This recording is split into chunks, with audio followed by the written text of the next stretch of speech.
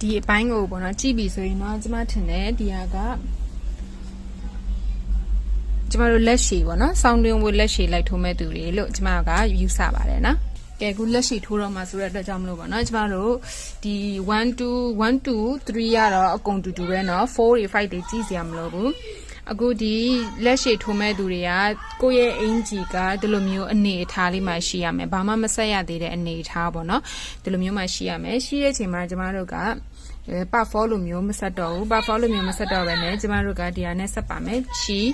ပန်းနုလေးနဲ့ပေါ့နော်ဒီ bling bling ချီလေးနဲ့ပဲဆက်မယ်ဆက်ပြီးတော့ရင်ကျမတို့ကအနည်းဆုံး10တန်းပေါ့နော်ကိုအဆင်ပြေတဲ့နေရာတနေရာကိုရွေးလိုက်ကွယ်နော်ကိုအဆင်ပြေတဲ့နေရာတနေရာရွေးလိုက်ရွေးပြီးတော့ဆိုရင်ကျမတို့ကတည်တင်တိုင်ရှည်လေးတွေတစ်ခုတစ်ပေါင်းနဲ့ဆက်ပါမယ်အဲ့ဒါကိုရဲ့လက်ပေါ့နော်လက်ကိုမှဒီလက်မောင်းအရင်လောက်ရောက်တဲ့အနေအထားထိကိုကျမတို့ကဒီအပေါက်ကလေးတွေဖော်မယ်ဖော်ပြီးတော့ပြီဆိုရင်ကျမတို့ကအမွှေးလေးတွေလာပြီးတော့ဆက်ပါမယ်ပေါ့နော်ဟိုဘက်ဒီဘက်ထိုးနီးရအတူတူပဲဖြစ်တဲ့အတွက်ကြောင့်မလို့ကျမကတစ်ချမ်းမဲတင်ပြပါမယ်နောက်တစ်ချမ်းကိုကွာနဲ့ကိုထိုးရမယ်နော်ကဲအဲ့ဆိုရင်ကျမတို့ဒီဘက်လက်မှာပေါ့နော်ကျမတို့ဒီလေးဆက်လိုက်ရအောင်ဆက်တဲ့ချိန်မှာလဲကျမတို့ကတစ်ခုတစ်ပေါက်ဆက်တယ်ပေါ့နော်တစ်ခုတီးတင်တိုင်ရှိတစ်ပေါက်ပဲဆက်တယ်ဒါပေမဲ့ဒီအမွှေးပွားနေရာမှာကျတော့ကျမတို့ကနှစ်ခုဆက်မယ်ပေါ့နော်အမွှေးပွားနေရာလေးတွေကတော့နှစ်ခုဆက်မယ်3ခုပေါ့နော်3ခုဖြစ်မှာပေါ့သူတောင်းမှာဒီဘက်တောင်းမှာတစ်ခုဒီအလယ်မှာတစ်ခုဒီမှာတစ်ခုပေါ့နော်3ခုပြီးတိုင်းဒါကျတော့ဒီမှာပြန်ဆက်မယ်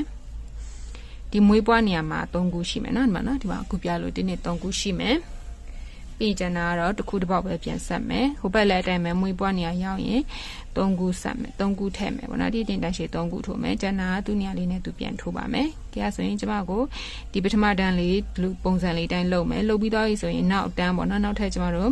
ကိုဘယ်လောက်ထိရှည်ခြင်းလဲပေါ့နော်ရှည်ခြင်းတဲ့အနေအထားတစ်ခုထိကိုရအောင်ကျမတို့ကအနည်းဆုံး10တန်းလောက်ထိတော့ထိုးမယ်ထိုးပြီးတော့ပြီဆိုတော့မှပဲကျမဘယ်လိုလုပ်လဲဆိုတော့ပြပေးမယ်နော်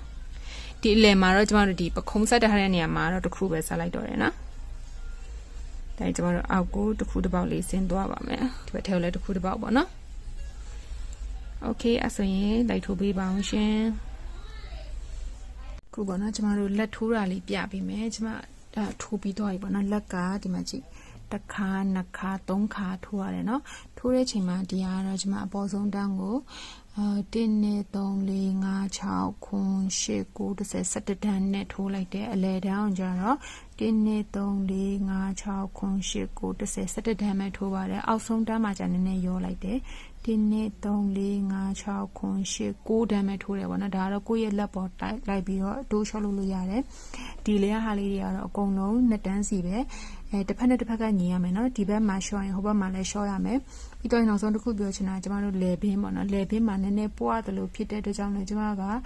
ပြန်ပြီးတော့ပြောင်းထိုးလိုက်တယ်ဘယ်လိုပြောင်းထိုးလိုက်လဲဆိုရင်ဒီနားလေးပေါ့နော်ချုပ်တဲ့နေရာလေးကနည်းနည်းသေးတယ်ဆိုတဲ့ကြောင့်လည်းကျမကနောက်ထပ်တန်းစာပေါ့နော်ဒီလိုတစ်ပေါက်စာလောက်ပို့ချုပ်တယ်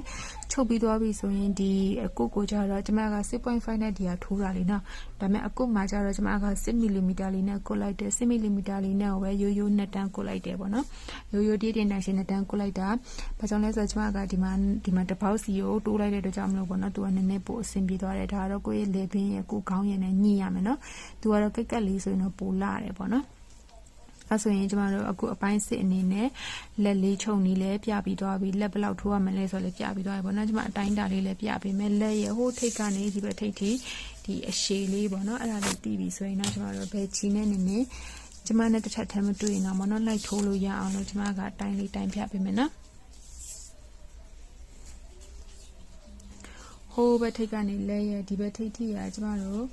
20လက်မလောက်ရှိသွားတယ်ပေါ့နော်ဒီမှာကြည့်20လက်မလောက်ရှိသွားပါတယ်အဲ့ဒီတော့ကိုက20လက်မကိုလိုချင်တယ်လို့လေးညှိလို့ရတယ်ပထမဒီပေါ့နော်ပထမအမွှေးနဲ့တိုင်းမယ်နော်ပထဒီအပေါ်ကနေပထမအမွှေးထိကခွန်ခွဲလောက်ရှိရပေါ့နော်ဒုတိယအမွှေးရကြတော့ကျွန်တော်ဘယ်လောက်ရှိမလဲဆိုရင်သူလည်းခွန်ခွဲပဲရှိရနော်ခွန်ခွဲ8လောက်ပေါ့နော်ဆွဲလိုက်လို့ရှိဖြစ်သွားတာပါ နောက်ဆုံးအမွှေးကတော့6ပဲရှိရပေါ့နော်အဲအလောက်လေးညီဒီညတူလေးထိုးလိုက်မယ်ဆိုရင်ကျမတို့တို့အရင်ချဖို့ကောင်းတဲ့ sweater လေးရမယ်ပြီးတော့နောက်တစ်ခုထိုးပြောချင်တာပေါ့နော်ဒါက crop top sweater လို့ဖြစ်နေတယ်အကဲကိုက crop top မကြိုက်ဘူးဆိုရင်ကျမတို့နောက်တစ်တန်းထပ်ထိုးပါမယ်နောက်တစ်တန်းဘယ်လိုထပ်ထိုးမလဲဆိုရင်ဒီအောက်မှာလာပြီးတော့ဒီမျိုးဆက်မယ်အဲ့ဒါမှဒီမှာဘယ်နှတန်းထိုးထားလဲ1 2 3 4 5 6 9တန်းထိုးထားတယ်ဆိုရင်ဒီအောက်မှာလည်း9တန်းပေါ့နော်ဒီလိုမျိုး bling bling 9တန်းထိုးပြီးသွားရင်ဒီလိုမျိုး sweater ပေါ့နော်မွေးပွား2တန်းထိုးလိုက်ပါဒါဆိုရင်တော့ကျမတို့လက်လဲရှည်တယ်ခါလဲရှည်တယ် normal sweater ဖြစ်တယ်ဂိတ်က crop top ကြိုက်တယ်ဆိုရင်ဒီလောက်ဆိုရင်ဆက်ထိုးစရာမလိုဘူးခါပြောတာနော် crop top မကြိုက်ဘူးရှည်ရှည်လေးကြိုက်တယ်ဆိုရင်ဆက်ထိုးရမယ်နော်ကဲအဲ့ဆိုရင်ထိုးပေးလိုက်ပါတော့နော်ဒီအပိုင်း6ကအကုန်ပြီးသွားပါပြီရှင်ဒါတော့ပေါ့နော်ကျမတို့လက်နှစ်ဖက်လုံးထိုးပြီးရမယ့်ပုံလေးပါနော်သူကတော့ crop top ကိုမှ sweater လက်ရှည်ပုံလေးပေါ့နော်အဲ့ဟာလေးရပါမယ်ကျမတို့အခု passage ကိုထိုးပြီးသွားရင်ဒီပုံစံလေးရမယ်နော်